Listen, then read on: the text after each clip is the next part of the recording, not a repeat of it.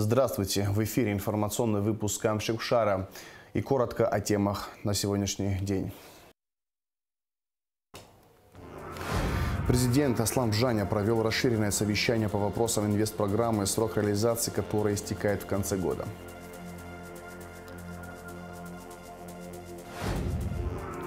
В честь дня рождения сирийского генерала Уалида Маршана президент Аслам Бжаня передал Абхазскому государственному музею шпагу, подаренную ему семьей Маршан. В Агу прошла презентация книги, посвященной творчеству абхазского художника Батала Джапуа.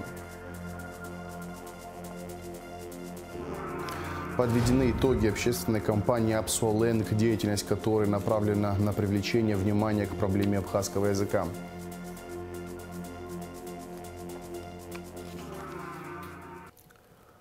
Президент Аслам Бжаня провел расширенное совещание о ходе реализации инвестпрограммы социально-экономического развития Абхазии на 2020-2022 годы.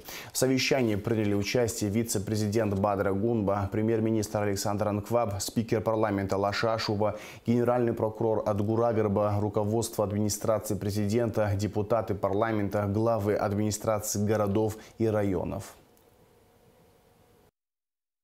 Сегодня мы рассматриваем несколько вопросов, которые имеют исключительно важное значение в плане обеспечения наших экономических интересов.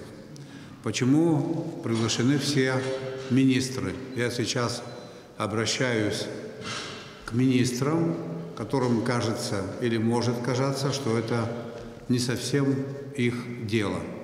На самом деле это не так.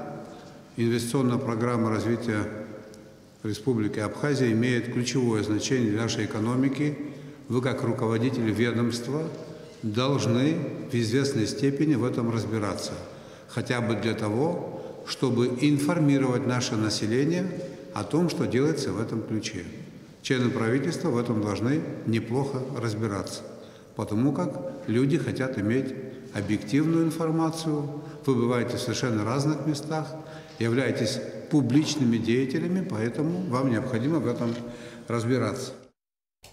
Основным докладчиком выступил начальник управления капитального строительства Тимур Агарба. Он рассказал, что лимит финансирования текущей инвестпрограммы составляет 3 миллиарда 848 миллионов рублей. Начальник УКС подробно проинформировал о всех работах, проводимых в районах республики в рамках инвестпрограммы, как о завершенных проектах, так и о тех, где работы еще продолжатся. Всего в инвестпрограмму включено 96 объектов, из них 68 введено в эксплуатацию. До декабря текущего года планируется завершить еще 26 объектов. 2 проекта будут переходящими в инвестпрограмму на 2023-2025 годы. Общий лимит финансирования инвестиционной программы содействия социально-экономическому развитию Республики Абхазия составляет 3 миллиарда 848 миллионов рублей. Лимит 2020 года 1 миллиард 310 миллионов рублей. Лимит 2021 года 1 миллиард 188 миллионов рублей и лимит 2022 года 1 миллиард 350 миллионов рублей. В процентном соотношении по годам лимит 2020 года отработан на 99%, лимит 2021 года отработан на 85% и лимит 2022 года на 42%. Репортаж совещания президента смотрите в нашей вечерней программе 9 июля. Печальная весть пришла из Карачаева-Черкесии. Ушел из жизни писатель, глава старейшин черкесского народа, кавалер ордена Леона Муса Дауров. Муса Абдуллахович с августа 1992 года принимал участие в боевых действиях в Абхазии на различных командных должностях. Возглавлял военную разведку Восточного фронта, а после войны отдел в Минобороны Республики. Он является автором нескольких книг, в том числе историко-этнографической работы работы «Хабез» – фамильная энциклопедия. Муса Дауров составил и подготовил к изданию черкесско-русский фразеологический словарь. Соболезнования родным и близким по случаю смерти Мусы Даурова выразил президент Абхазии Аслан Бжаня. Муса Дауров был удивительно одаренным человеком, профессионалом в своем деле, писателем, общественным деятелем. В каждой из этих областей он проявил себя как честный, глубоко патриотичный человек и гражданин, верный сын своего народа. В годы тяжелых испытаний для нашей Родины Муса Дауров пришел защищать народ Абхазии. Здесь, на полях сражений, в полной мере были реализованы его профессиональные знания. Народ Абаза настигла тяжелая утрата. Имя Мусы Даурова навечно останется в списке защитников его родной Абхазии, говорится в соболезновании главы государства. Соболезнования родным и близким в связи с кончиной Мусы Дауровой также выразил благотворительный фонд «Помним». В честь дня рождения сирийского генерала Уалида Маршан президент Аслан Бжаня передал Абхазскому государственному музею шпагу, которую ему подарила семья Маршан во время визита в Сирию. Все подробности в репортаже Рады Чачава.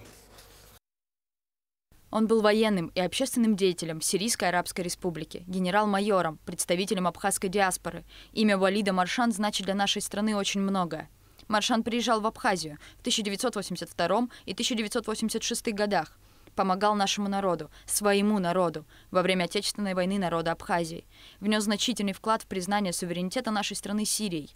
В 2019 году памятник потомку абхазских князей открыли в центре Сухума, у здания Министерства по репатриации. И уже спустя несколько лет, в 2021 году, президент Аслан Бжаня посетил с визитом семью генерала Маршан в Сирии. Абхазскую делегацию встретили вдова генерала Жансет Казанба и его сын Халид Маршан. Именно тогда сын Уалида вручил Аслану Бжаня подарок от имени всей семьи Маршан – шпагу ручной работы. Бесценная шпага, полученная генералом по окончанию военной академии, сегодня была передана президентом Абхазскому государственному музею. Это серьезный символ для нас, для нашей истории и Сирийской Арабской Республики, и Республики Абхазия. Но сегодня, в день рождения генерала Уалида Маршана, президент Республики Абхазия Аслан Георгиевич Бжаня счел нужным подарить и сохранить эту реликвию Абхазскому государственному музею.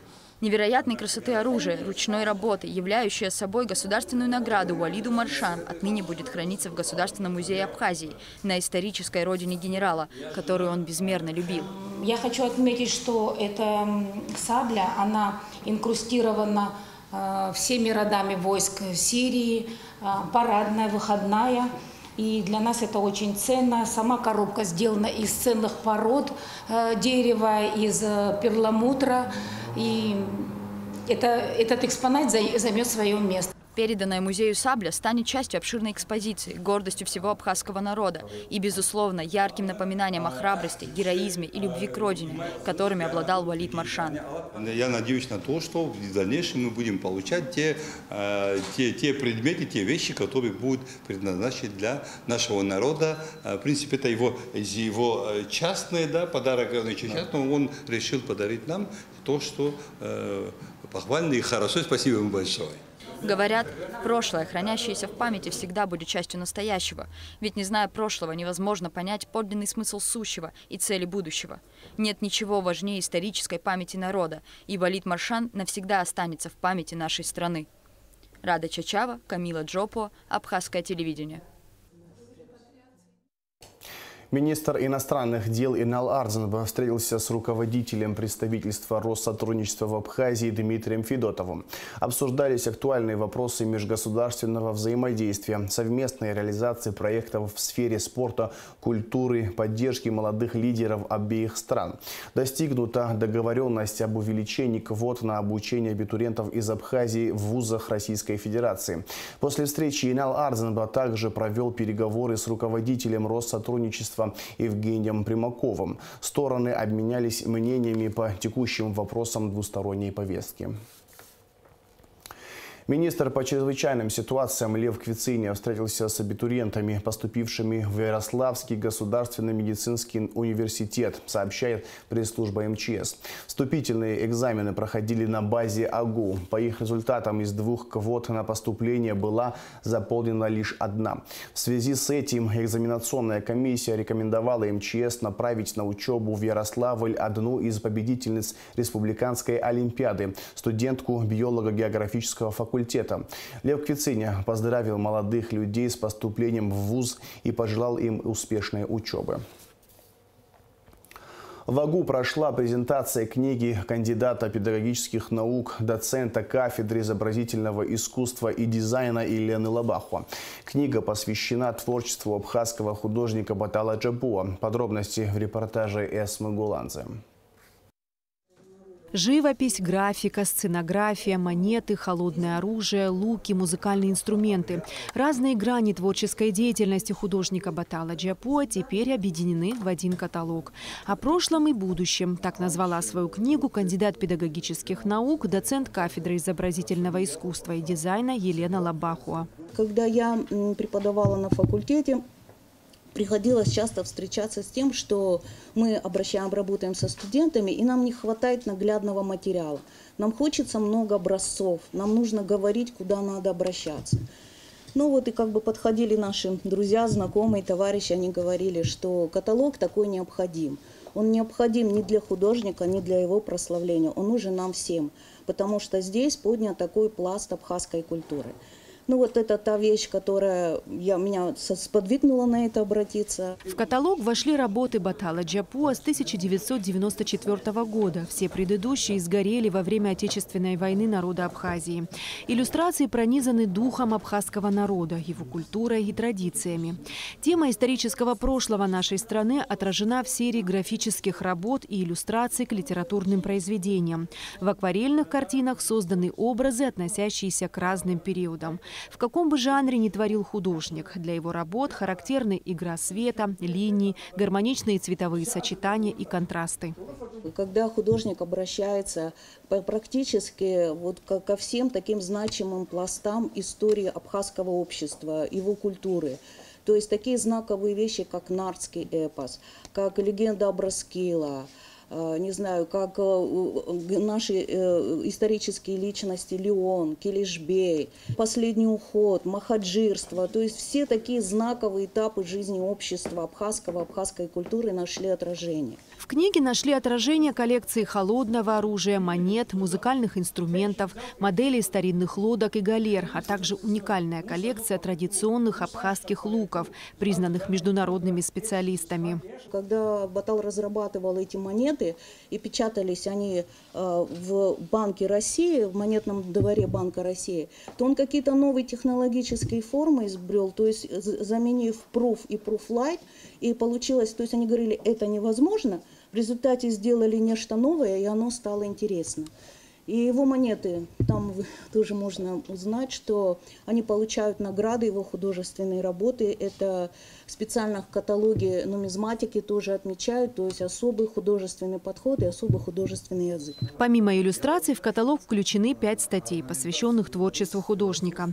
Бесценным подарком для учебного заведения назвал книгу Елены Лабахуа декан отделения искусства АГУ Нукзар Лугуа. Вот такое издание мы пока что не имели, и в ближайшее время это очень сложно сделать. Вы этим занимались десятилетиями, и поэтому такой успех, конечно, налицо.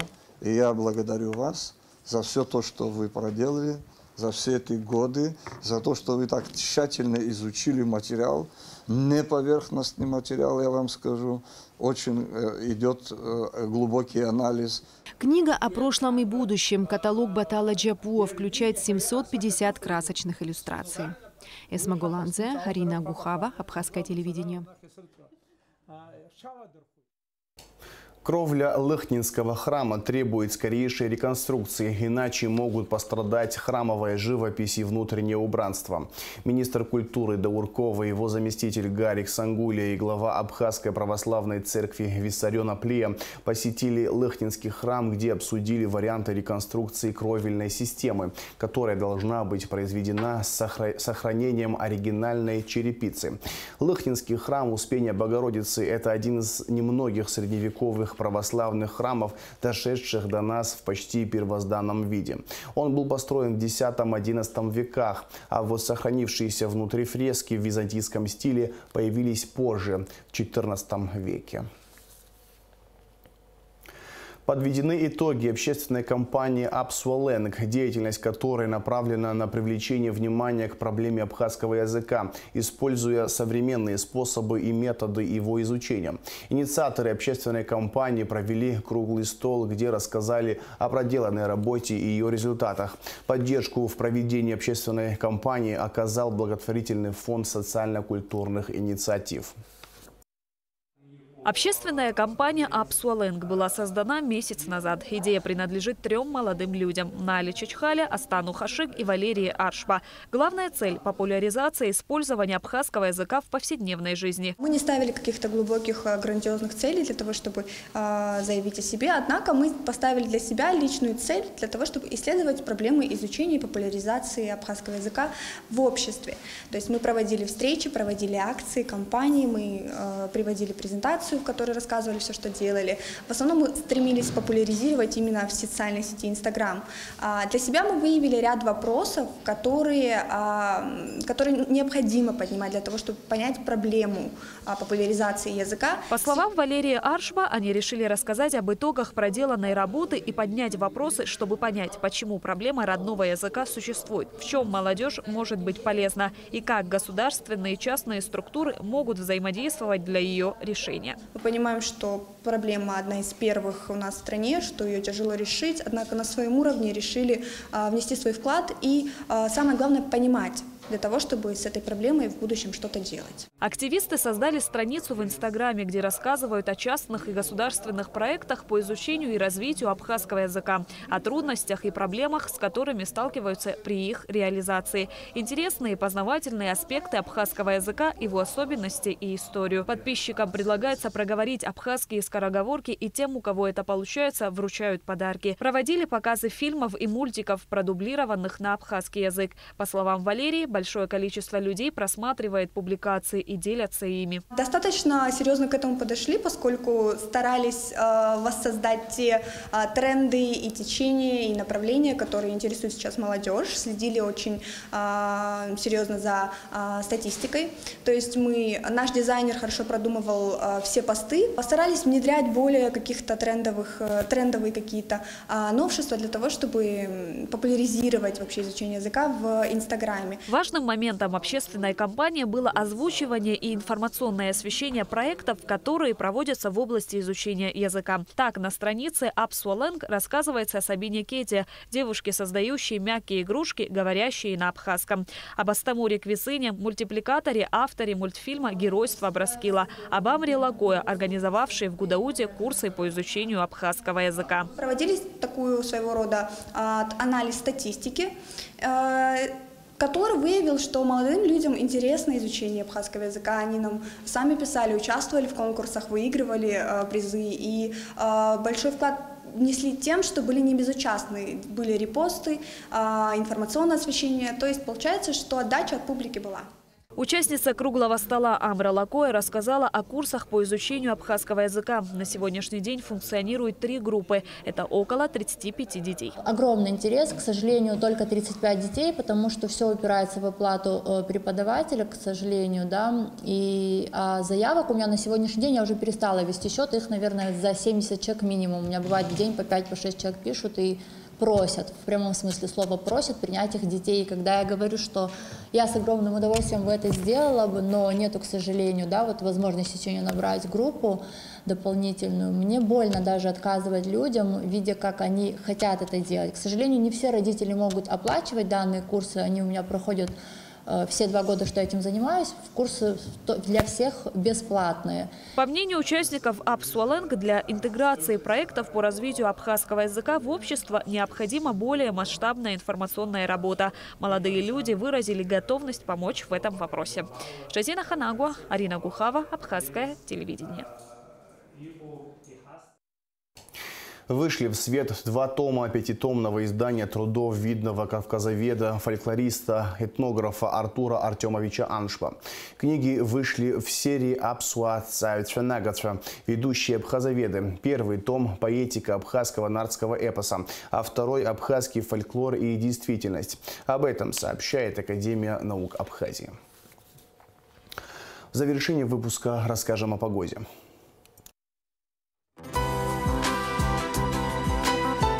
По сообщению Гидрометцентра, в выходные дни 9 и 10 июля на территории Абхазии ожидается переменная облачность, удушливо жаркая погода. В субботу преимущественно без осадков, в воскресенье к концу дня местами возможен кратковременный дождь, гроза. Температура воздуха ночью 18-23, днем 23-28 градусов тепла. Температура морской воды плюс 24 градуса. На этом информационный выпуск Амшукшара подошел к концу. Всего хорошего. До свидания.